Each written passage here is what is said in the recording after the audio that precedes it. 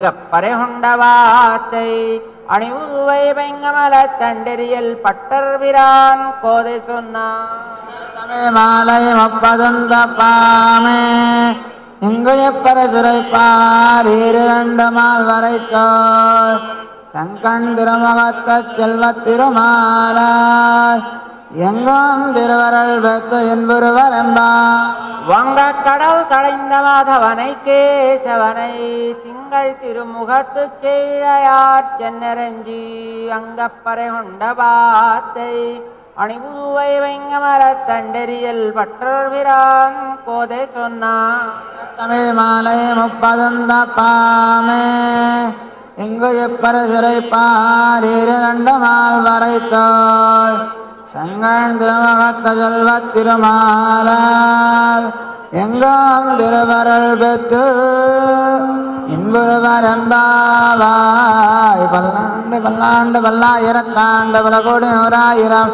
மல்லாண்ட தெந்தாள் மணிவண்ணா உன் சேவடி செவ்வி திருக்காப்பு அடியாமோடன் நாடம் பெருவெண்ணி ஆயிரம் பல்லாண்டு வடிவாயினின் மலமார் பிணல் வாய் மங்கையும் பல்லாண்டு வடிவார் சோதி பலத்துறையும் சுடராழியும் பல்லாண்டு படைப்போர் பூக்கும் முழங்கும் அப்பாஞ்ச சென்னையமும் பல்லாண்டு சதுசா காலேஷ்வ்யாஹர்த பராக்கிரமா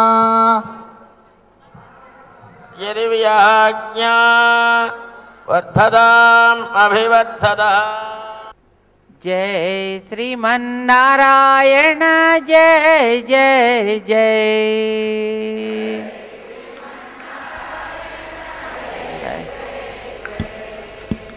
जय श्रीमन्नारायण जय श्रीमन्नारायण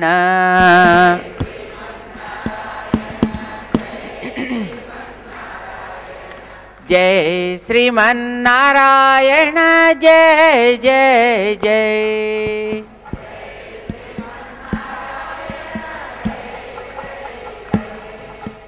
जय श्रीमन्नारायण जय श्रीमन्नारायण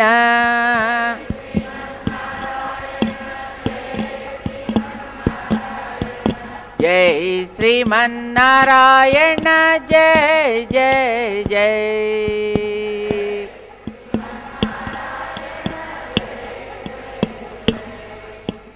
जय श्रीमन्नारायण जय श्रीमन्नारायण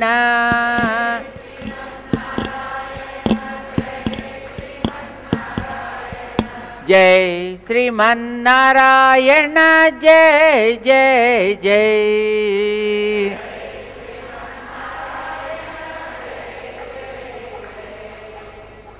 जय श्रीमन्नारायण जय श्रीमन्नारायण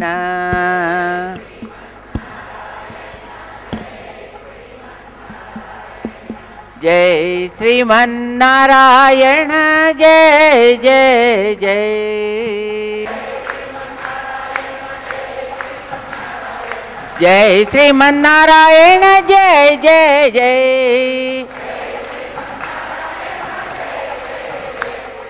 जय श्रीमन्नारायण जय श्रीमन्नारायण जय श्रीमन्नारायण जय जय जय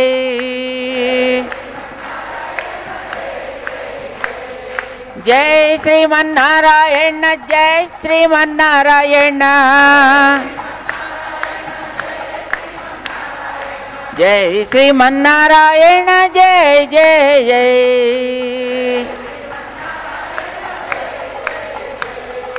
जय श्रीमन्नारायण जय श्रीमन्नारायण శ్రీ సీతారామచంద్ర స్వామి వారి యొక్క శాంతి కళ్యాణ మహోత్సవాన్ని మనం నిర్వహించుకుంటున్నాం.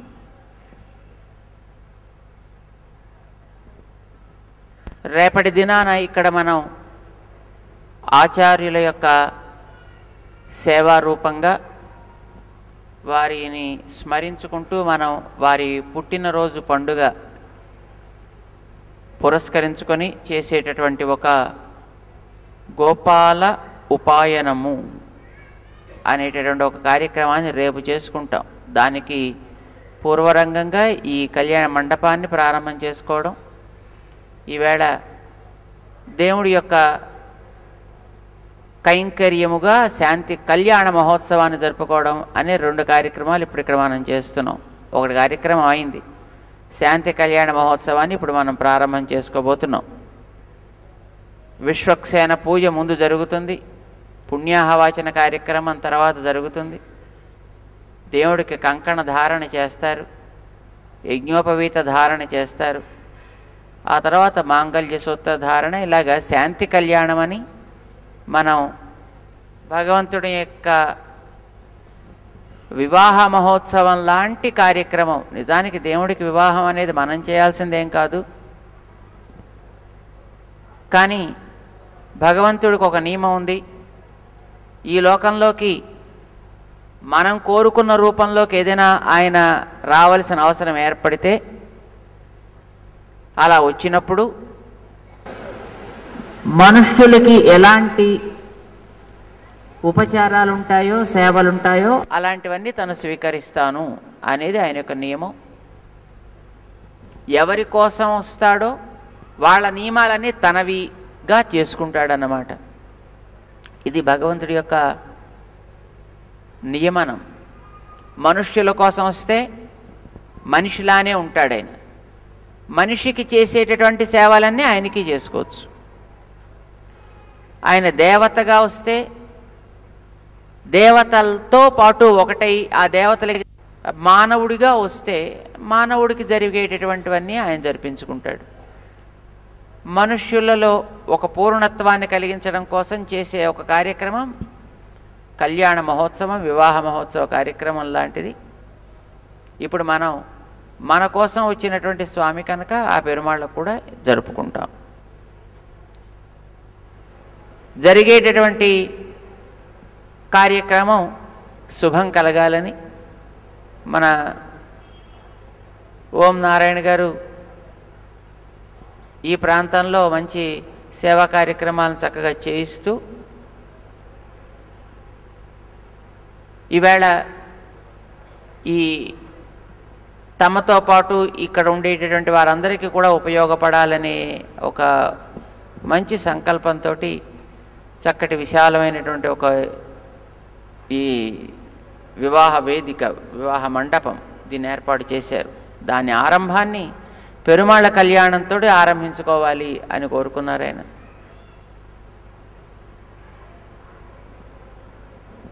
చాలా ఉదాత్తమైనటువంటి సంకల్పం, మంచి సంకల్పం.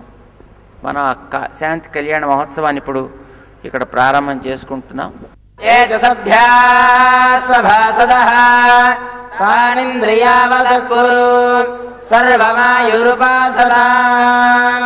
సర్వేభ్య శ్రీ వైష్ణవేభ్యో మహాభాగవతేభ్యో నమః. కుర్యాద్ అశేషేః పరిషద్ భవత్పాదమూలే మయా సమర్పితాం ఇమాం సౌవర్ణీం దక్షిణాం యత్కించిదపి యథోక్త దక్షిణామివ స్వీకృత్య అత్రోపవిష్టానాం ఏతేషాం భగవద్భాగవతాచార్యాణాం సన్నిధౌ విజ్ఞాపనం మయా క్రియతే. క్రియమానం విజ్ఞాపనమవధానేన శ్రూయతాం. అస్య శ్రీ భగవతో దేవదేవోత్తమస్య శ్రీమదఖిలాండకోటి బ్రహ్మాండనాయకస్య దేవదేవస్య జగత్కుటుంబినః జగద్రక్షణార్థమవతీర్ణస్య శ్రీ సీతాలక్ష్మణ హనుమత్ సమేత శ్రీరామచంద్రస్వామినః సీతాదేవ్యాः సహ పాణిగ్రహణ కళ్యాణ మహోత్సవే తత్తత్క్రియాకలాపాः నిర్విఘ్నాः నిర్వశ్చిన్నాశ్చ భూయాదితి భవంతో మహాంతోనుగృహ్ణन्तు. మమ చ ఏతత్ కర్మ కర్తుం మమ యోగ్యతా సిద్ధిరస్త్విత్యనుగృహ్ణन्तు భవంతః. ఇది తైరనుగృహీతః దండవత్ ప్రణమ్య శ్వాసనే ఉపవిశ్య.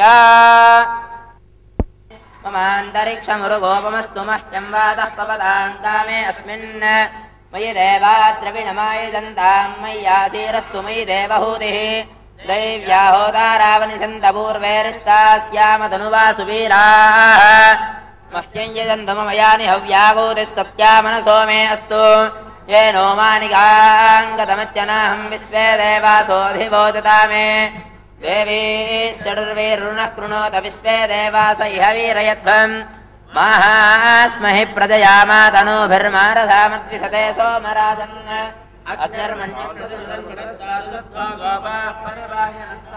प्रत्यञ्जोयन्तु निगुतः पुनस्ते मैषाञ्चित्तं प्रबुधाविने सद धादाधातॄणां भुवनस्य यस्पतिर्देवगुवे पुरुहूतः पुरुक्षु तनः प्रजायै हर्यस्व मृडयेन्द्रमानो रीरिशोमापराधाः तेन सपत्नापदे भवन्विन्द्राग्निभ्यामो वाधामहेतान् वसवो रुद्रादित्या उपरि स्पृशं मोक्रञ्जयत्तारमधिराजमक्रण्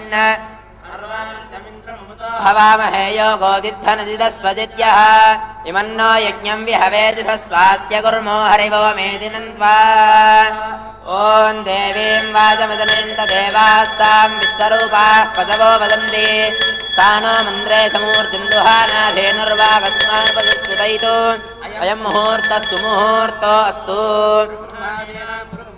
इन्दिरागृहमेधिनं पाञ्चरात्रप्रवक्तारं वन्दे नारायणं प्रभुं विश्वक्सेनं दधातार्घ्यं भरद्वाजं गमिञ्जलं वसिष्ठादिमुनीन् वन्दे पाञ्चरात्रप्रवर्तकान् शुक्लाम्बरधरं विष्णुं शशिवर्णं चतुर्भुजं प्रसन्नवदनं ध्यायेत् सर्वविघ्नोपशान्तये यस्य द्विरदवक्त्राद्याः पारिषद्याः परश्चदं विघ्नं निघ्नन्ति सततं विश्वक्सेनं नमाश्रये तदेव लग्नं सुदिनं तदेव ताराबलं चन्द्रबलं तदेव विद्याबलं दैवबलं तदेव लक्ष्मीपदे तेङ्घ्रि यत्र योगेश्वरः कृष्णो यत्र पार्थो धनुर्धरः तत्र श्रीर्विजयो भूतिर्ध्रुवानीतिर्मतिर्मम स्मृते सकलकल्याणभाजनं यत्र जायते पुरुषस्तमजन्नित्यं व्रजामि शरणं हरिं सर्वदा सर्वकार्येषु नास्ति तेषां मङ्गलम् येषां हृदिस्थो भगवान् मङ्गलायतनो हरिः लाभस्तेषां जयस्तेषां कुतस्तेषां पराभवः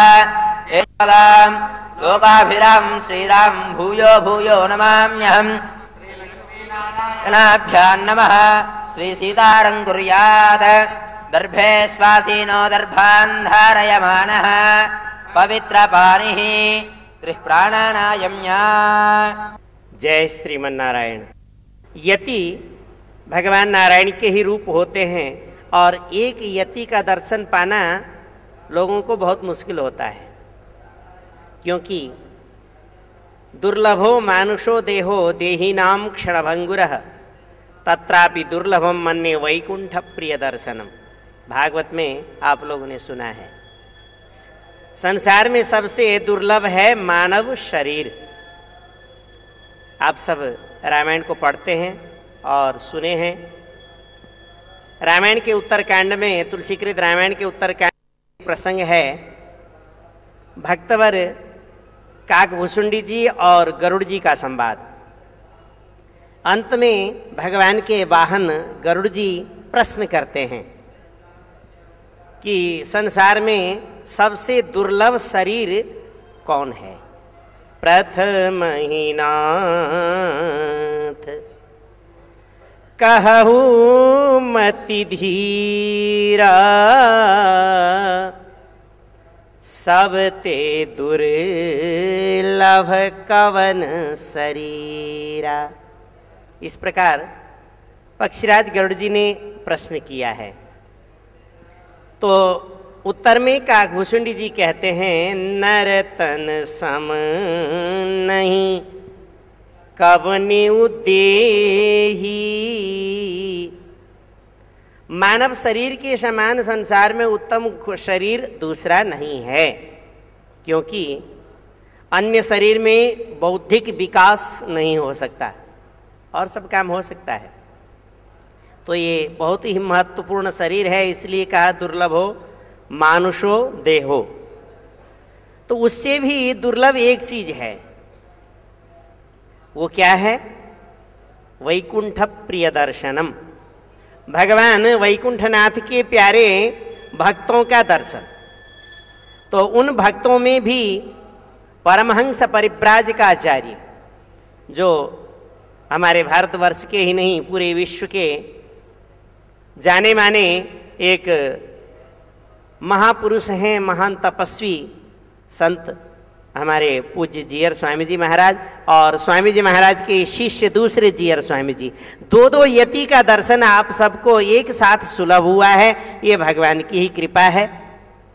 तो दो यति के बीच में बैठकर आप सब भगवान के कल्याणोत्सव का दर्शन कर रहे हैं, ये बड़े सौभाग्य की ही बात है। प्रसवेऽस्मिनोर्बाहुभ्यां पूष्णो हस्ताभ्यामाददे प्रभो यज्ञेऽस्मिदूतवल्लवान् निक्षिप्य ॐ प्रभो यज्ञेषु देवयन्तोऽर्चन्द्यावानमोऽभिपृथिवी सद्धि तेषां ब्रह्माण्यसामानि विप्रा विश्वग्नियन्दिवनिनो न शाखाः याः पल्नीरिति नारिकेलफलं विन्यस्य ॐ याः पल्नीर्या फला पुष्पायाश्च पुष्पिनीः बृहस्पति प्रसूतास्तानो मुञ्चन्त्वगुंहसः ॐ ॐ ॐ परमधामावस्थितमदनुग्रहकां यया उद्यतावतारैहाभिमतमन्त्रसिद्धितमन्त्रशरीरों नमो नमः ॐ रं सहस्रारहुं फट् भगवन् सुदर्शनागच्छागच्छागच्छागच्छ स्वाहा ॐ सपरिवाराय श्रीमते सुदर्शनाय नमः प्रणामा स्वागता प्रतिमा अभिमुखीकरणमुद्रा प्रदर्श्य ओम आजक्राय स्वाहा हृदयाय नमः विचक्राय स्वाहा हृदय स्वाहा सुचक्राय स्वाहा शिखाय सूर्यचक्राय स्वाहा ओम ज्वालाचक्राय स्वाहा नेत्राभ्यां वोषणं सह अस्त्राय फट् पद्मा शंखा चक्रा गदा वनमालमुद्रा प्रदर्श्य कलशोपरि चक्रमुद्रां प्रदर्शयेत् ओम सपरिवाराय श्रीमते सुदर्शनाय नमः अर्घ्यम् ओम सपरिवाराय श्रीमते सुदर्शनाय नमः ओम सपरिवाराय श्रीमते सुदर्शनाय नमः ओम सपरिवाराय श्रीमते सुदर्शनाय नमः स्नप ओम आपोहिष्ठामयो भुवस्तान ऊर्जे दधातन महेरणाय चक्षसे यो वशिवतमोरहस्तस्य भाजयते हनः उषतीरिव मातरः तस्मारङ्गमामवो यस्य क्षया युजिन्वथ आपो जनयथा जनः स्नानानन्तरं शुद्ध आचमनीयं समर्पयामि ओम सपरिवाराय श्रीमते सुदर्शनाय नमः वस्त्रयुग्मं समर्पयामि ओम सपरिवाराय श्रीमते सुदर्शनाय नमः ऊर्ध्वपुण्ड्रान् समर्पयामि ओम सपरिवाराय श्रीमते सुदर्शनाय नमः उपवीतं समर्पयामि ओम सपरिवाराय श्रीमते दिव्यश्रीचन्दनं समर्पयामि ओं गन्धद्वारान्दुराधर्षां नित्यपुष्टाङ्गरीशने। जय श्रीमन्नारायण। మన రామచంద్రుని యొక్క కళ్యాణ మహోత్సవాన్ని మనం జరుపుకుంటున్నాం. ఇక్కడ దాంట్లో భాగంగా ఇప్పుడు పుణ్యాహ వాచనం అని జరుగుతుంది కార్యక్రమం. చాలా గొప్ప రోజు ఈరోజు. ఈ కళ్యాణ మండపాన్ని పవిత్రం చేస్తూ రామచంద్రుని యొక్క కళ్యాణ మహోత్సవం జరుగుతోంది. దానికి ఎటువంటి విఘ్నాలు కలగకూడదని విశ్వక్సేన ఆరాధన పరిపూర్తయి పుణ్యాహ వాచనం జరుగుతోంది. ఒక కలశాన్ని పెట్టి దాంట్లో తీర్థం పోసి దాంట్లో సుదర్శన భగవానుడిని ఆవాహన చేశారు. ఆపోవై సర్వాదేవతాహ అని వేదం చెప్తోంది. సకల దేవతలు తీర్థంలో ఉంటారట. ఆ తీర్థాన్ని అభిమంత్రించి స్వాములందరినీ కూడా వేద మంత్రాలతో ఉచ్చారణ చేస్తూ ఆ కలశాన్ని అభిమంత్రిస్తున్నారు. రాముని యొక్క కళ్యాణ మహోత్సవంలో ఉపకరించేటటువంటి ద్రవ్యాలకి శుద్ధి కలగాలి అని నీరు చల్లుతున్నారు. ఆ తర్వాత తీర్థాన్ని కూడా మన మీద చల్లుతారు. ఎందుకంటే మనం పరిశుద్ధంగానే ఉన్నాం కదా, స్నానం చేసి వచ్చాం కదా అని మనకు అనిపించవచ్చు. ఆండాళ్ళమ్మ వారు కూడా చెప్తుంది, భగవంతుని అనుగ్రహం పొందాలంటే తూమలర్ తూవిత్తూచుతూ పరిశుద్ధమైన పుష్పాలు వేయమంటుంది అమ్మ. ఏమిటి పరిశుద్ధం? ఎక్కడి నుంచి వస్తుంది అంటే కడిగితే పోతుంది కదండి అనుకోవచ్చు. అంటే కడగటం వల్ల పోయేది పైన ఉండే మురికి. కానీ పరిశుద్ధం అంటే అర్థం మనస్సులో ఎటువంటి స్వార్థపూరితమైనటువంటి భావన మనిషికి ఉండకూడదు.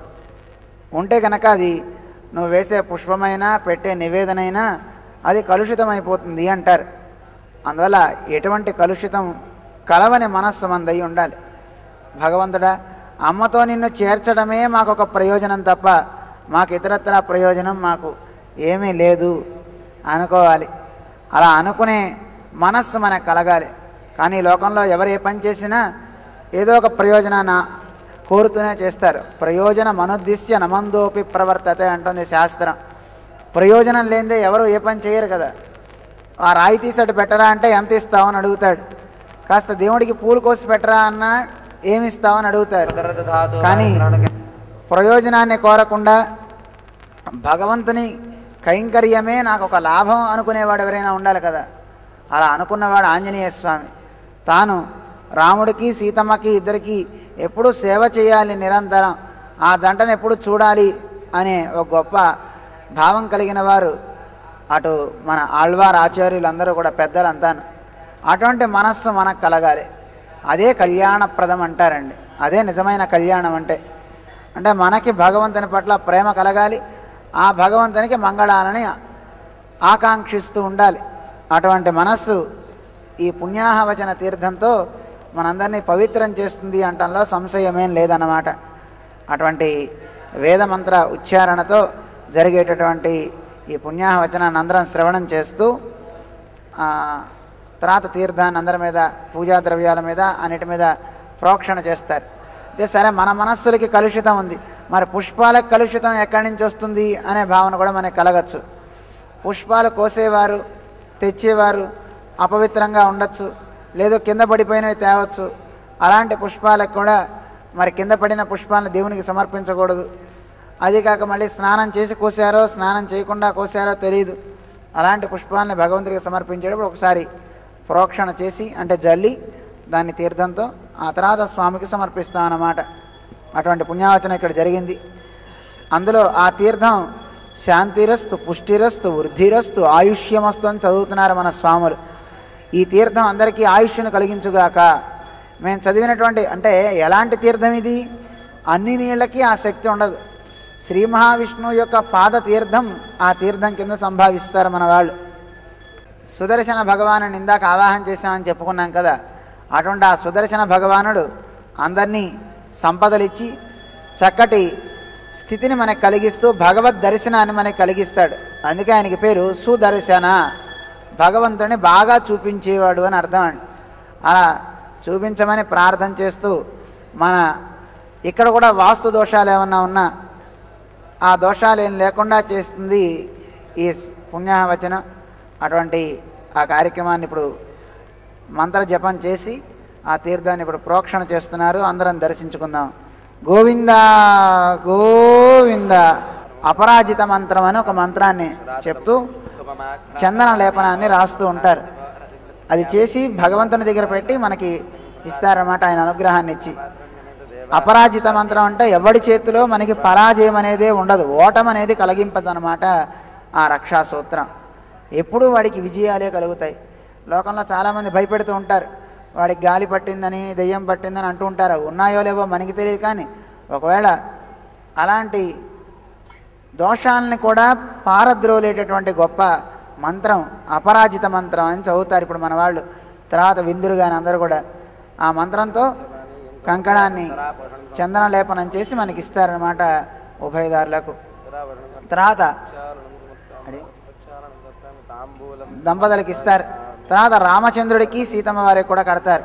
మరి ఆయనకి ఎందుకు ఈ రక్షాసూత్రం కట్టుకోవడం అంటే, ఆయనకు ఆశౌచద్వయం ఏం లేదు, కానీ ఆయనకున్నది ఒకటి. ఎలా అయినా సరే ఆర్తులందరినీ, ఎవరైతే కనుక నా గురించి ప్రార్థన చేస్తారో వాళ్ళందరినీ రక్షిస్తాను అని భగవంతుడు తాను కంకణం కట్టుకుంటున్నాడు. స్వామికి రక్షాసూత్రం కడుతున్నారు. ఒకసారి నమస్కారం చేసుకోండి. గోవింద గోవింద.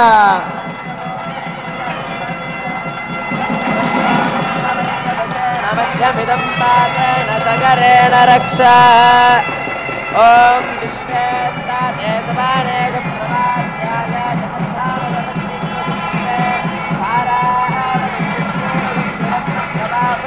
జపత్తామయ ఋషిబంధవే.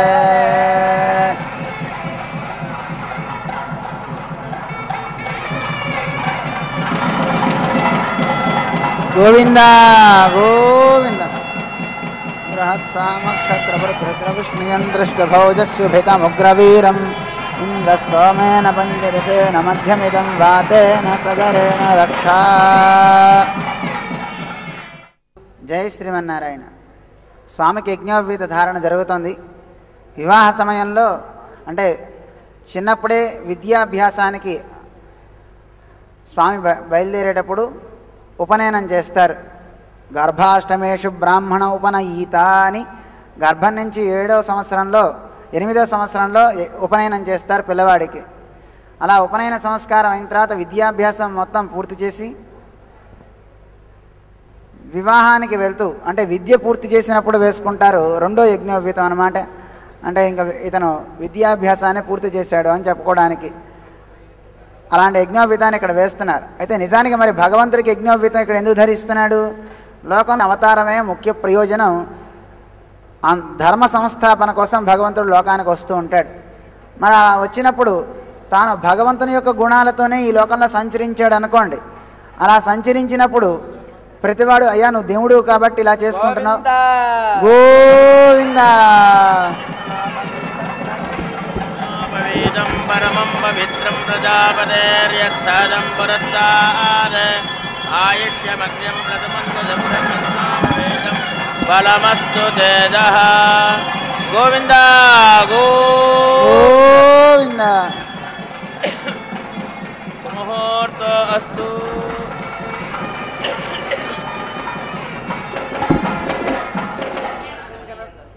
ఓం ధ్రువంతే రాజా వరుణో ధ్రువంతే బృహస్పతిః ధ్రువంత ఇంద్రశ్చాగ్నిశ్చ రాష్ట్రం ధారయతాన్ ధ్రువం.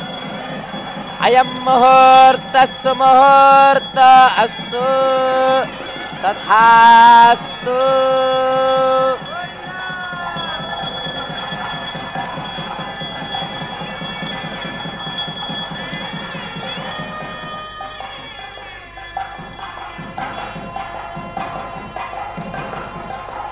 వైష్ణవేర్ణుజ్ఞాతః మాంగళ్యపూజనం కుర్యాత్.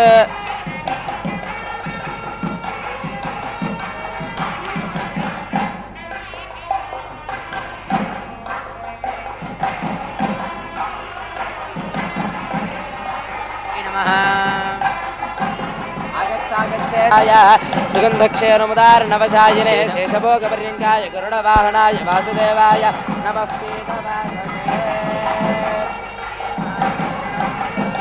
పాదయో పాద్యం సమర్పయామి, ఆచమనీయం సమర్పయామి, ఔపచారికేన స్నానం సమర్పయామి, వస్త్రైక్మం సమర్పయామి, ఊర్ధ్వపుండ్రాన్ సమర్పయామి, దివ్యశ్రీచందనం సమర్పయామి, హరిద్రాచూర్ణం సమర్పయామి, కుంకుమాది ప్రవణద్రవ్యాన్ని సమర్పయామి, పుష్పైః పూజయామి. ఓం ప్రకృత్యై నమః. ఓం వికృత్యై నమః.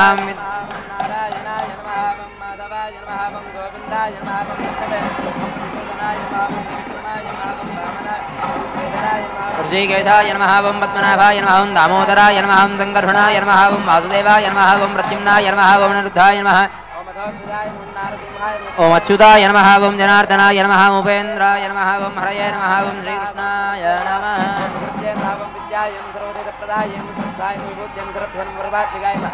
ఓం వాచైర్వం పద్మాలయాయ నమః. పద్మాయ నమః. సుతే నమః. స్వాహాయ నమః. ఓం సుధాయ నమః. సుధాయ నమః. ధన్యాయ నమః. హిరణ్మయే నమః. ఓం లక్ష్మీః నమః. ఓం నిత్యపుష్టాయ నమః. విభావర్యే నమః. దిత్యే నమః. దిత్యే నమః. ఓం దీప్తాయ నమః. సుధాయ నమః. సుధారణ్యే నమః. కమలాయ నమః. కాంతాయ నమః. క్షమాయ నమః. క్షీరోద్భవాయ నమః. ఓం అనుగ్రహపరాయ నమః. ఓం వృద్ధయే నమః. ఓం అనగాయ నమః. ఓం హరివల్లభాయ నమః. ఓం అశోకాయ నమః. మృదాయ నమః. దీప్తాయ నమః. లోకశోకనాశిన్యే నమః. ధర్మనిలయాయ నమః. కరుణాయ నమః. లోకమాత్రే నమః. పుష్పప్రియాయ నమః. పుష్పస్తాయ నమః. శ్రీ మహాలక్ష్మీ నమః. నానావిధ పరిమళపత్ర పుష్పాణి సమర్పయామి.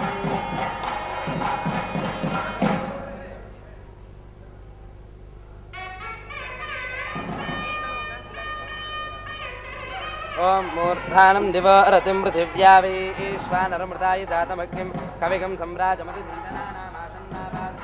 దేవాః సాక్షాత్ దీపం సందర్శయామి. ధూపదీపానంతరం శుద్ధ ఆచమనీయం సమర్పయామి. యథా భాగశః మంగళనీరాజనదీపం సందర్శయామి. ఓం మానో హింసేష్టాదవేదోగామస్తంబరసింజగతే అభిప్రదజ్ఞ ఆగహి శ్రియా పరిపాదయా. ఓం మహాదేవ్యై చ విద్మహే విష్ణుపత్న్యై చ ధీమహి తన్నో లక్ష్మీః ప్రచోదయాత్. గోవింద